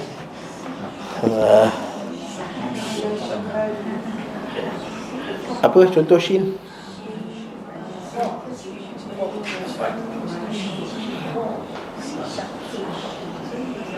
Tak jumpa. Shin mati tak jumpa. Tapi yang penting ni 10 huruf ni apa, kita bila jumpa dia mati je, maka lepaskan angin. Lepaskan angin. Kita sebut huruf tu dan lepaskan angin. Yang macam contoh, ada lepas ni, ada huruf ta. Idh awal fit. Okey, ta makhraj dia hujung lidah belakang gigi atas. Okey, kita letak fit. Okey, itu dah ta dah. Lepaskan angin. Fit. Okey, lepaskan angin dia. Okey, id awal fityatu ilal kahfi. Okey, ha simple adalah huruf hams. Kahfi. Okey, lepaskan angin dulu, baru kita pindah pada huruf selepas dia. Okey, id awal fityatu ilal kahfi. Okey, dan kita ada yang keempat. Yang keempat tadi kita kata empat hams, dan yang keempat adalah yang keempat tadi yang kita sebut tadi bainiyah, 5 huruf. Lin Umar. Okey, huruf lin Umar tadi yang mana dia tidak melantun dan dia ada lepasan bunyi, tetapi lepasan bunyi yang sangat-sangat minimum. Okey, macam contoh إذ awal fityatu ilal kahfi. So dia ada lepasan bunyi tapi pendek untuk elakkan lantunan. Okay, untuk elakkan dia daripada qalqalah. Kalau tak dia jadi إذ awal fityatu ilal kahfi. Nampak? Ilal awal, yang tu kita tak nak. Awal fityatu ilal kahfi. Okay, boleh. Faqalu Rabbana atina min ladunka rahmah. Okay, kita sebut sebelum ni, jaga dengung kita. Dengung kita juga ada dengung tebal dan nipis. Okay, bergantung pada huruf yang datang selepas huruf berdengung. Macam huruf shin tu macam kita baca nashhadu. Kadang-kadang orang sebut shin tu dia Shin dia ada, tu sebab kita sebut ada 8 sifat sebenarnya. Okay, salah satu sifat yang ada adalah tafashi yang ada pada shin. Okay, yang ada pada shin tafashi. Tafashi ni apa? Tafashi ni semburan angin. Tetapi angin yang disembur bukan keluar dalam dalam. Nash. Angin tu dia bergerak dalam mulut. Bukan nash. Dia tak pergi keluar. Okay, dia ke dalam. Sebab lu'ab ni, liur ni adalah benda yang tak elok. Okay, kalau benda yang tak elok, Nabi SAW tak galakkan ataupun tak benarkan dia keluar. Okay, macam contoh, antara benda yang tak elok yang keluar daripada manusia adalah sendawa. Tu kan, burp. Okay, so benda ni Nabi SAW larang. Bila ada seorang sahabat duduk depan Nabi SAW, lalu dia sendawa, maka Nabi kata SAW, kuffa anna jusha'ak, halang sendawa kamu daripada keluar. Okay, halang. Maksudnya sendawa ni kita tak boleh nak sekat dia kan, angin nak keluar. Cuma jangan tunjuk depan orang ya. Contoh malu ustaz. Okey. Tu ada dia Lin Umar. Itu 5 tu Lin Umar. Lam nun Lin Umar.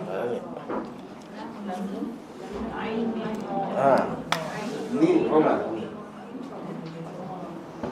Okey. Lin Umar. Okey. Lam nun ain mim ra. Lin Umar.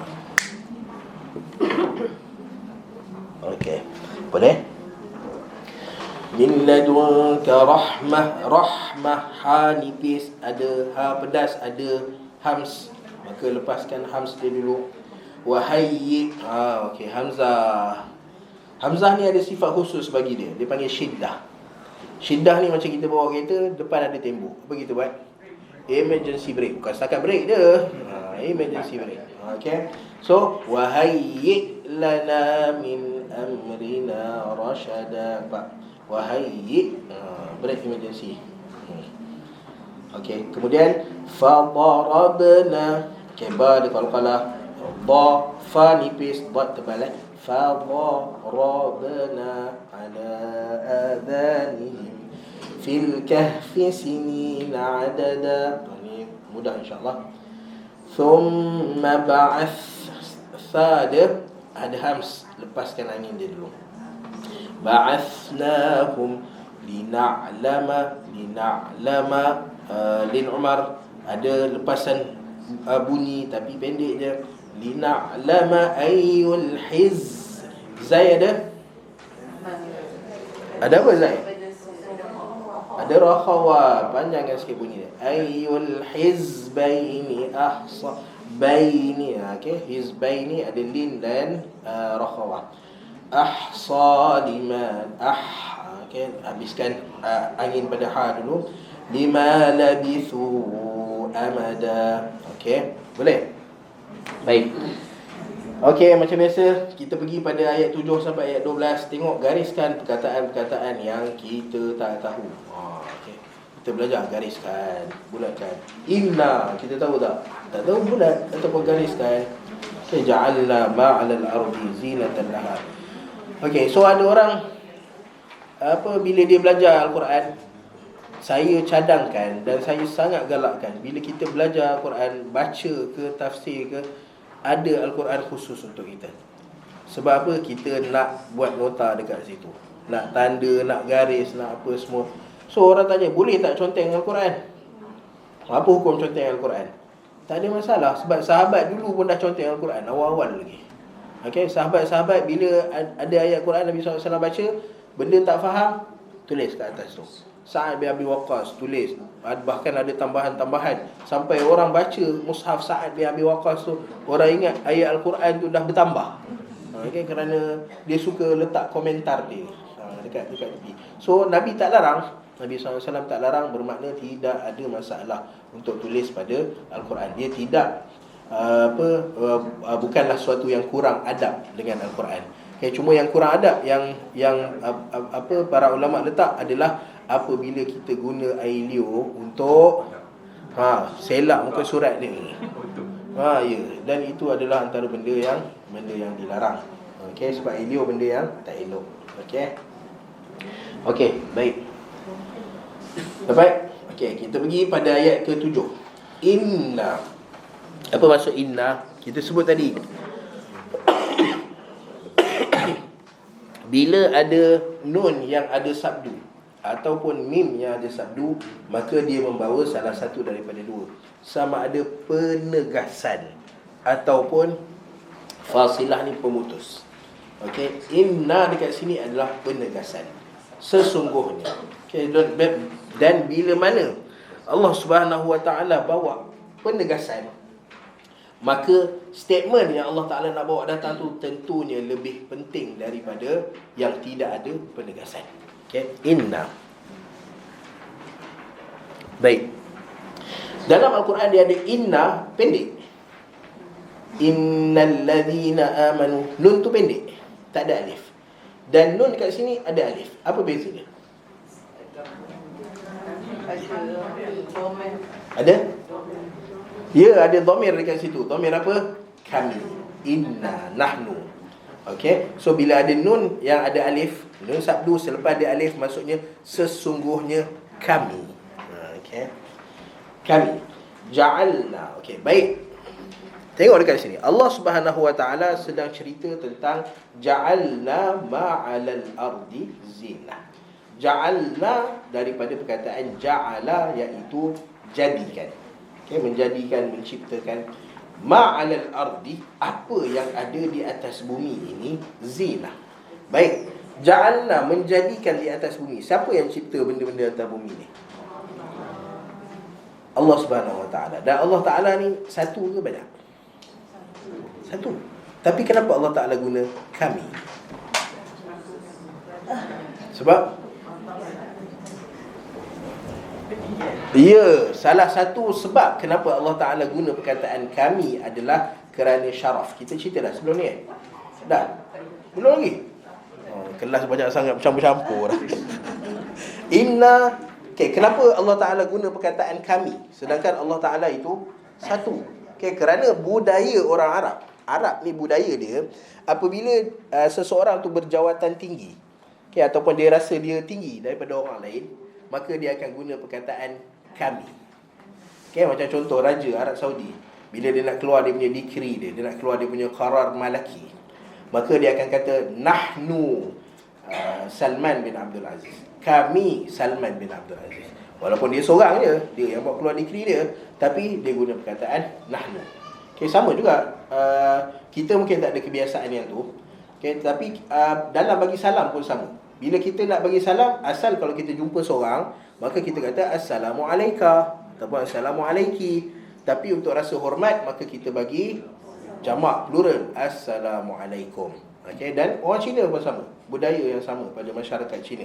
Kalau masyarakat Cina, dia nak kata apa khabar contoh kan, dia kata apa? Ni hao ma kan, ni hao ma. Okay, itu ayat biasa. Kalau dia jumpa orang yang lebih tinggi darjat dia daripada dia akan panggil, dia akan sebut macam mana? Nin hauma. Pernah? Nin hauma. Okay? Ni hauma dengan nin hauma. So, ada perbezaan dari segi penyampaian. Sama juga Allah Subhanahu Wa Taala nak bagi tahu masyarakat Arab, apabila nak bagi tahu kedudukan dia hebat, maka dia akan guna nahnu. Okay? Dan Allah Taala tak ada lagi yang lebih hebat daripada Allah Subhanahu Wa Taala, maka Allah Taala guna inna. Dan pada masa yang sama juga, Allah Subhanahu Wa Taala bila guna perkataan inna ataupun nahnu, Bermakna Allah Subhanahu Wa Taala sedang menceritakan satu peristiwa ataupun takdir yang Allah Taala tentukan, tetapi melalui perantaraan makhluk Allah Taala. Okey, nampak? Kalau Allah Taala guna na je ataupun nahnu, kami, bermakna benda yang Allah Taala buat tu adalah benda yang Allah Taala buat dengan perantaraan makhluk. Allah Taala guna makhluk-makhluk Allah Taala untuk buat benda tu. Okey, contoh, Allah Taala kata inna ja'alna ma'alal ardi zinah. Kami jadikan apa di atas muka bumi ini perhiasan-perhiasan. So Allah Subhanahu Wa Taala bila nak turunkan hujan, Allah Taala guna malaikat Mikail untuk turunkan hujan. Allah Taala bila nak tumbuhkan pokok-pokok, nak datangkan haiwan, binatang-binatang, maka Allah Taala datangkan para malaikat untuk buat benda ni bagi Allah Subhanahu Wa Taala. Bukan kerana Allah Taala tak mampu, tapi kerana Allah Taala nak guna makhluk-makhluk Allah Subhanahu Wa Taala. Okay, nak bagi tahu bahawa makhluk-makhluk Allah Taala ni, kita ni semua ada fungsi dan kegunaan kita. Okay, macam contoh, saya, antara fungsi dan kegunaan saya ialah Allah Taala bagi ilmu, Allah Taala nak sampaikan pada orang lain, so Allah Taala guna saya, okay, untuk sampaikan ilmu pada orang lain. Kita Allah Taala guna dan kita berbangga. Sebab tu antara doa yang saya tak tahu doa ni sampai kepada Nabi SAW atau tidak. Allahumma sta'milna li dinik wa la tastabdil bina. Ya Allah, gunakanlah kami untuk agama kamu. Apa? Tu antara doa yang kalau tak sampai pada Nabi SAW pun di antara doa-doa para salafus salih dulu. Okay, Allahumma sta'milna li dinik, ya Allah, gunakanlah kami untuk agama kamu, wala tastabdil bina, jangan tukar kami dengan orang lain. Okay, so sama juga, ada orang yang Allah Ta'ala bagi ilmu, nak sampaikan ilmu pada semua orang, Allah Ta'ala guna dia. Dan ada orang yang Allah Ta'ala nak bagi nikmat, harta pada orang ramai, Allah Ta'ala guna dia. Okay, so setiap orang ada fungsi dan kegunaan dia, tanggungjawab dia. Okay, so bila Allah Ta'ala guna nahnu, maksudnya ada makhluk-makhluk Allah Subhanahu Wa Ta'ala yang Allah Ta'ala gunakan dekat situ. Okay, inna ja'alna apa perkataan ja'alna, iaitu menjadikan ataupun menciptakan. So dalam Al-Quran, Allah Subhanahu Wa Ta'ala bila sebut perkataan ja'alna, okay, dan pada masa yang sama ada Allah Ta'ala sebut khalaqna. Okay, macam pada permulaan surah Al-An'am. Apa dia permulaan surah Al-An'am? Alhamdulillahilladzi khalaqas samawati wal ard wa ja'ala adh-dhulumati wan nur. Okay, Allah Ta'ala guna dua-dua. Khalaqa ada, khalaqas samawati wal ard, kemudian belakang tu wa ja'ala adh-dhulumati wan nur. So apa beza khalaqa dengan ja'ala? Dua-dua menjadikan, dua-dua menciptakan. Tapi apa beza antara dua ni? Khalaqa dengan ja'ala. Okey, khalaqa adalah mencipta daripada dia dua-dua, ja'ala dengan khalaqa ni maksudnya mencipta makhluk. Okey, tetapi khalaqa mencipta daripada tiada, daripada benda yang tak ada. Okey, tak ada blueprint sebelum tu. Allah Ta'ala cipta daripada kosong jadi, macam Adam AS, Allah Ta'ala tak kata ja'ala Adam, khalaqal insan. Ja'alal insan tak pernah keluar, khalaqal insan. Sebab apa? Sebelum Adam tak ada makhluk yang nama dia insan, yang nama dia manusia. Adam ni lah yang pertama, okay, daripada kosong. Tapi waja'ala adh-dhulumati wan nur, Allah Ta'ala jadikan dekat bumi ni ada kegelapan dan cahaya. Okay, ada terang dan gelap. Okay, so dah Allah Ta'ala guna ja'ala. Pasal apa? Sebab sebelum kegelapan dan terang yang ada dekat bumi ni, dah ada dulu kegelapan dengan cahaya dekat tempat lain. Okay, mungkin dekat syurga Allah Subhanahu Wa Ta'ala, ataupun matahari dan bulan yang Allah Ta'ala cipta dulu.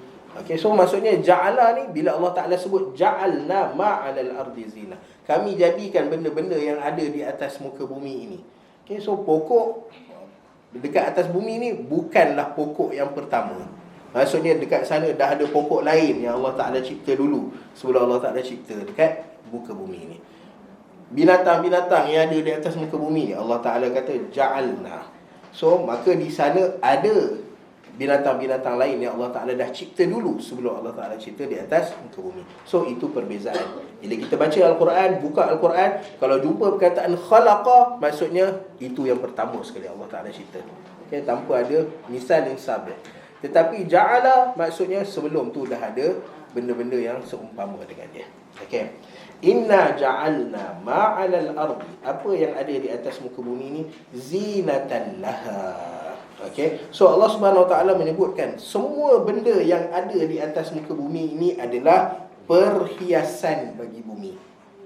Okay, so manusia kita ni, benda yang kita tertarik adalah pada perhiasan-perhiasan. So Allah Subhanahu Wa Taala nak bagi tahu bahawa Allah Taala cipta semua benda atas muka bumi ni semua untuk manusia. Semua untuk manusia. Okay, so tinggal kita je. Sebab tu Allah Ta'ala kata, bila Allah Ta'ala cipta benda ni, Allah Ta'ala sebut lepas tu apa dia? Linabluwahum. Okay, fungsinya ataupun tugas kenapa Allah Ta'ala cipta benda-benda ni, sebab Allah Ta'ala akan bagi tanggungjawab pada kita. Allah Ta'ala akan bagi arahan pada kita. Dan Allah Ta'ala nak tengok linabluwahum. Arahan-arahan ini semua adalah exam, adalah ujian bagi kita.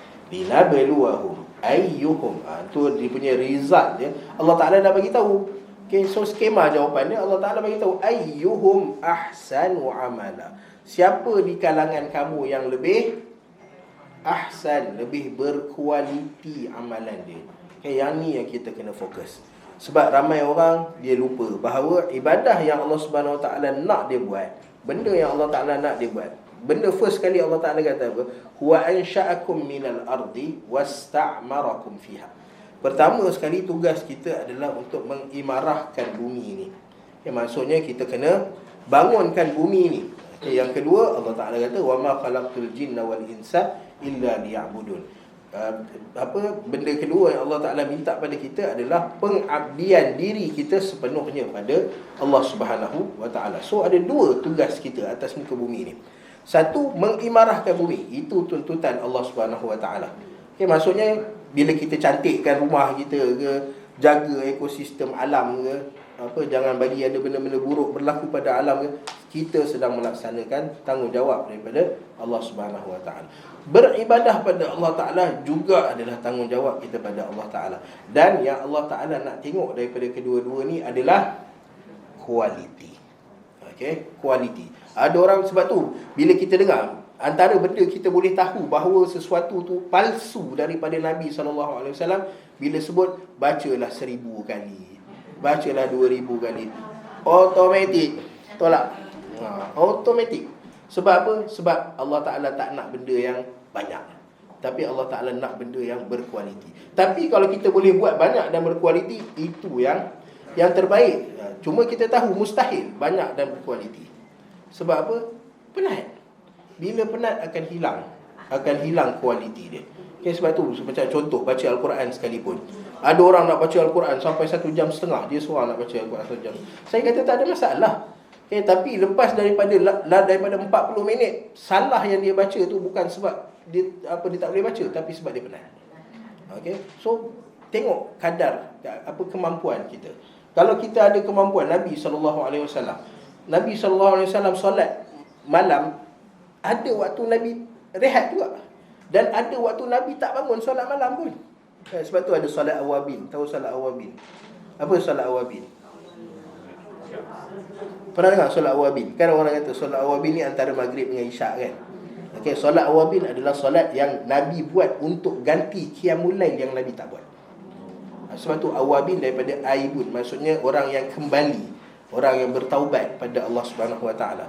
Sebab solat qiyamul lail kita ni sunat, tapi pada Nabi SAW wajib. Allah Taala kata qumil laila illa qalila. Kamu kena bangun malam melainkan sikit je. So Nabi SAW nisfahu aw yanqus minhu qalila. Sama ada bangun separuh malam ataupun kurang sikit daripada separuh malam, Nabi kena bangun. Okay, tapi ada time penat Nabi SAW. So ada time terlepas, lalu tak sempat nak qiyamul lail. So Nabi SAW ganti dengan solat awabin. Apa yang buat kita sampai situ?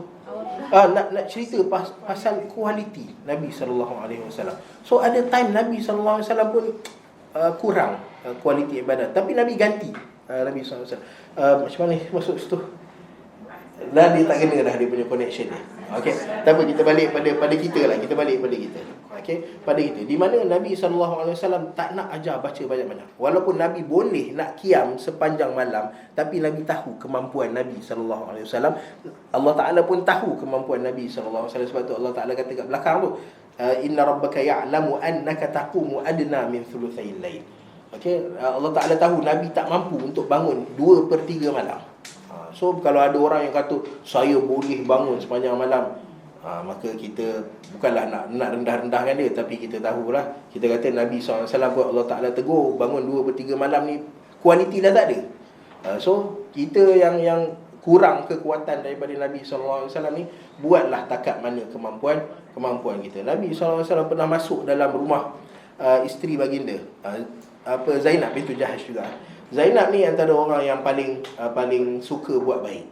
Okay, qiyamul lail dia buat, bersedekah pun dia buat. Sampai Aisyah radhiyallahu taala anha, isteri yang Nabi paling sayang, dia sebut dia tak pernah jealous dengan mana-mana perempuan melainkan Khadijah dengan Zainab. Khadijah yang dia tak pernah jumpa ni, dia jealous pasal apa? Nabi duk sebut je nama Khadijah. Okay, tapi Zainab bintu Jahsh dia nampak depan mata dia. Okay, so dia kata tak pernah jealous dengan mana-mana orang melainkan Zainab dengan Khadijah. Zainab bintu Jahsh ni dia dia suka qiyamul lail. Okay, dan satu hari Nabi masuk dalam rumah Zainab ni, Nabi nampak ada tali antara dua tiang lah kot, antara dinding. So Nabi SAW tanya, tali apa ni? Okay, lalu khadam yang jaga rumah Zainab ni, dia kata tali ni adalah tali tempat Zainab. Dia qiyamul lail. Lalu apabila dia penat, dia akan bersandar pada tali ni. Okay, Nabi SAW kata, hulluh, cabut, buang tali ni. Liyusalli ahadukum mastata'. Nak solat dengan kadar kemampuan kamu. Okay, sebab yang Allah Ta'ala nak tengok bukan banyaknya, bukan penatnya, tapi kualiti ibadat kamu pada Allah Subhanahu wa Ta'ala. Sebab tu saya selalu cerita pada orang yang pergi umrah dengan haji. Saya bawa dia orang pergi umrah dengan haji. Ada orang dia takut nak tawaf dengan sa'i naik skuter. Dia rasa macam ibadah ni tak ni. Sedangkan kalau dia berjalan tawaf dengan sa'i tu duk sakit, rehat, tak boleh nak fokus, nak doa pun tak boleh, nak berzikir pada Allah Ta'ala pun tak boleh. Tapi kalau naik skuter tu, berapa banyak doa dia boleh doa pada Allah Ta'ala. Dia nak menangis pun dia boleh menangis. Ini kalau dah sakit, menangis sebab sakit lah, bukan sebab berdoa pada Allah Ta'ala. So kita kata Nabi SAW pun kita tahu umrah Nabi SAW, umrah Nabi buat dengan jalan kaki. Nabi berlari-lari ar-ramal. Tapi ada haji Nabi SAW, Nabi tawaf, Nabi sa'i. Sebab apa? Usia Nabi pun tahu usia Nabi SAW. Okay, dalam keadaan manusia yang ramai, Nabi tawaf dengan sa'i, naik kenderaan, naik binatang tunggangan Nabi SAW. Sebab apa? Sebab ibadah lebih berkualiti dalam keadaan macam tu. Sebab tu kita kata jaga kualiti ibadah kita. Okay? So kalau kita tahu susah, kalau katalah orang yang asal solat berdiri, tapi kita ni tak mampu, nak kena solat duduk juga. Tapi kita tak nak solat duduk. Pasal apa? Malu, segan, ataupun rasa ibadah ni kurang pahala dia bila ni. Tapi masa solat tu tak boleh nak khusyuk. Pasal apa? Belakang sakit, lutut kena tahan pula sakit. Kan? Mana khusyuk pada Allah Subhanahu Wa Taala? Mana kualiti ibadah kita pada Allah Taala? Sebab tu Allah Taala kata linabluwahum ayyuhum ahsanu amala. Sentiasa fikir kualiti ibadah kita pada Allah Subhanahu Wa Taala. Okay, dan Aisyah radhiyallahu taala anha pernah tanya pada Nabi sallallahu alaihi wasallam, ahabbul a'mali ila Allah. Apa dia amalan yang paling dicintai ataupun disukai oleh Allah Subhanahu Wa Taala? Maka jawab Nabi sallallahu alaihi wasallam, adwamuha wa in qalla. Benda yang berterusan, continuous, walaupun dia sikit. Okey. Sebab itu lebih berkualiti di sisi Allah Subhanahu Wa Taala. Okey. Lalu Allah Subhanahu Wa Taala bagi tahu bahawa wahai manusia, Allah Taala jadikan dunia ni segala isi dia untuk kamu. Zinatan laha. Dia adalah perhiasan yang mana menarik perhatian kamu gunalah apa benda di atas muka bumi ni. Tapi kemudiannya Allah Taala sebut wa inna pasti la ja'ilun, dan ni lagi power kepastian dia. Sebab apa? Allah Ta'ala datangkan dengan lam taukid. La ja'ilun.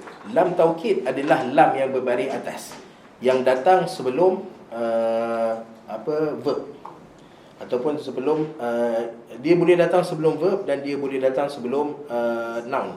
Okey. So lam yang berbaris atas yang tak ada kaitan dengan perkataan selepas dia. So dipanggil lam taukid, lam penegasan. Wa inna laja'ilun, kami pasti dan pasti. Ta'ala sebut laja'iluna ma 'alaiha sa'idan juruza, dan kami akan jadikan apa yang ada di atasnya. Tadi Allah Ta'ala kata ma'alal ardi zinah, atas muka bumi ini perhiasan kamu. Dengan kata lain, perhiasan ni kalau orang tengok, orang akan satu tertarik pada dia, dan yang kedua orang akan kumpul seberapa banyak yang boleh. So nak bagi tahu bahawa Allah Ta'ala tak pernah larang kita kumpul harta. Kumpul lah, jadi bilion ke, jadi trilion ke, zillion ke, tak tahu. Lepas tu saya reka je, tak tahu betul ke tak, dia punya kiraan dia. Okay. Allah Ta'ala tak pernah larang. Bahkan kalau kita tengok 10 orang sahabat yang dijamin syurga oleh Allah Ta'ala, siapa dia yang miskin? Mana ada? Abu Bakar As-Siddiq kaya, Umar bin Khattab kaya, Uthman bin Affan tak payah cerita, Abdul Rahman bin Auf pun tak payah cerita. Sampai dia punya gudang, gedung dia pun berapa orang kena jaga. Siapa lagi? Zubair bin Al-Awwam, yang Zahabi cerita bila mana Zubair mati, anak dia ada berpuluh orang, dan setiap anak dia dapat 3 juta dinar. Nak kata betapa kayanya. Kalau pergi rumah Urwah bin Zubair kan, anak Zubair dekat Madinah, tengok rumah Urwah bin Zubair, berapa besar rumah dia. Itu salah seorang daripada anak Zubair bin Al-Awwam. So sahabat 10 semua kaya-kaya. Semua kaya-kaya. Maksudnya mereka tahu Allah Ta'ala tak pernah sekat kita daripada cari harta dunia. Cuma yang Allah Ta'ala larang adalah apabila kita mengabaikan akhirat bila kejar dunia. Sebab tu bila Allah Ta'ala kata wabtaghi fima atakallahu ad-daral akhirah wala tansa nasibaka minad dunya, Allah Ta'ala kata kejarlah benda yang kamu nak kejar dekat dunia, tetapi wabtaghi fima atakallahu ad-daral akhirah, utamakan dulu akhirat yang Allah Subhanahu Wa Ta'ala sediakan bagi kamu. Okay, so itu. Okay. Dan kerana itu juga Allah Subhanahu Wa Ta'ala sebut, bila mana Allah Ta'ala dah cerita tentang dunia ni zinah, kamu rebutlah, ambillah apa pun, tapi ingat wa inna laja'iluna ma 'alaiha sa'idan juruza, kami akan jadikan semua yang ada di atas muka bumi ini sa'ida. Apa dia sa'id? Okey, perkataan sa'id ni kita jumpa dekat mana? Perkataan sa'id kita jumpa dekat tayammum, ayat tayammum. Okey, Allah Subhanahu Wa Ta'ala sebut apa pada ayat tayammum? Aula mastumun nisa falam tajidu ma'an fatayammamu sa'idan tayyiba. Okay, Allah Ta'ala kata kalau kamu nak bertayamum, maka tayamumlah dengan sa'id. Sa'id ni orang bagi tanah. Tapi tanah yang macam mana? Okay, tanah yang boleh bertayamum adalah tanah yang ada debu. Okay, so kita tak boleh pergi pada tempat yang tak ada debu. Nak bertayamum kena pastikan tempat yang ada debu. Okay, contoh kalau rumah kita jarang bersih, lalu penuh dengan debu, maka boleh pakai. Boleh. Sebab bukan tanah tu yang sebab tanah macam mana nak ambil untuk tayamum. So debu tu yang boleh jadi tayamum. So tempat yang tak berdebu, yang tak ada kemungkinan untuk ada debu, maka tak bolehlah buat tayamum. Tapi tempat yang ada kemungkinan untuk ada tayamum, untuk ada debu, maka boleh buat jadi tayamum. Kan contoh susah. Kalau betul-betul ada tanah berdebu depan kita, ambillah tu memang yakin 100% lah. Okay, tapi kalau macam kita dalam ni tak boleh keluar contohnya daripada bilik ni. So kita nak tayamum. So tempat mana yang berkemungkinan besar berdebu? Dinding ni berdebu, lantai ni berdebu. So tempat yang boleh ada debu itu sa'id. Okay, sa'id asal dia sebab debu ni dia bersifat menghimpun. So sa'id ni maksud dia tinggi, tanah tinggi. Okay, sebab tanah berdebu biasanya tinggi. Okay, bila kita pijak pun dia tetap tinggi. Okay, so wa inna laja'iluna ma 'alaiha sa'idan, kami akan jadikan benda-benda atas muka bumi ni bukan sekadar tanah, tetapi debu. Debu ni siapa yang nak kumpul debu? Tanah ni at least bolehlah ambil nak buat tanaman ke, nak buat decoration kat rumah ke, nak landscape kat rumah. Debu siapa nak? Tak ada. Lalu Allah Ta'ala bagi tahu ni semua yang kamu nampak cantik dan indah ni, satu hari nanti dia akan jadi debu-debu yang berterbangan. Sa'idan. Okey, itu satu. Sa'idan, dan keduanya juruza. Boleh lagi? Sebab biasa masuk tu dia dah tak ada, boleh. Okey. Sa'idan juruza. Apa dia juruza? Tidak ada. Okey, macam mana kita nak tahu apa makna juruza? Okey, sama ada kita pergi pada orang Arab ataupun Allah Ta'ala dah cerita dalam Al-Quran makna juruz. Dekat dalam surah, baca tiap-tiap Jumaat pagi ataupun tiap-tiap malam sebelum tidur. Alif Lam Mim As-Sajdah. Dekat ayat mana? Masya Allah. Dekat mana tu? Awalam yarau nasuqul ma'a ilal ardil juruzi fanukhriju bihi zar'a. Nampak? Okey. Apa, tidakkah kamu melihat kami menurunkan hujan? Pada tanah-tanah yang juruza. Allah Ta'ala sebut ardil juruz, fanukhriju bihi zar'a. Lalu kami mengeluarkan tanaman-tanaman, pokok-pokok. Maksudnya tanah al-juruz ni tanah yang tak ada tumbuhan, tak ada tanaman, tak boleh pun nak hidup tanaman-tanaman ni. Okey, so itu juruza. Okey, sa'id dan juruza. Baik, juruza tak ada tanaman, sa'id adalah debu-debu. Kalau saya nak jual satu kawasan yang penuh dengan debu dan tak ada tanaman boleh hidup kat situ, siapa nak beli? Ada orang nak beli? Tak ada, offer lah RM1 pun. Yang cerita hantar dekat kawasan hebat macam TTDI ni pun, Monkiara ke, tapi jual tanah debu yang tak boleh hidup. Okey, tak ada orang nak beli. Okey, lalu Allah Ta'ala nak bagi tahu bahawa dalam kamu kejar dunia ni, kamu ingat juga bahawa dunia ni satu masa nanti akan jadi benda yang tak ada nilai, yang kamu dah tak boleh nak buat apa-apa dah dengan benda ni. Okey, so itu yang Nabi SAW sebut. Dalam kita kejar dunia, dalam kita kumpulkan harta, maka akthiru min zikri hadimil ladzat. Sentiasa ingat dan banyakkan mengingat pada hari di mana kelazatan ni, kenikmatan ni akan binasa. Hadimil ladzat. Okey. So Allah Ta'ala cerita tentang satu orang, Nabi SAW cerita tentang satu orang. So orang yang ingat akhirat, itu dia punya pemikiran dia. Dia akan sentiasa bayang bahawa dunia ni akan binasa. Tetapi orang yang cintakan dunia, apa dia akan buat? Allazi jama'a malau wa'addadah.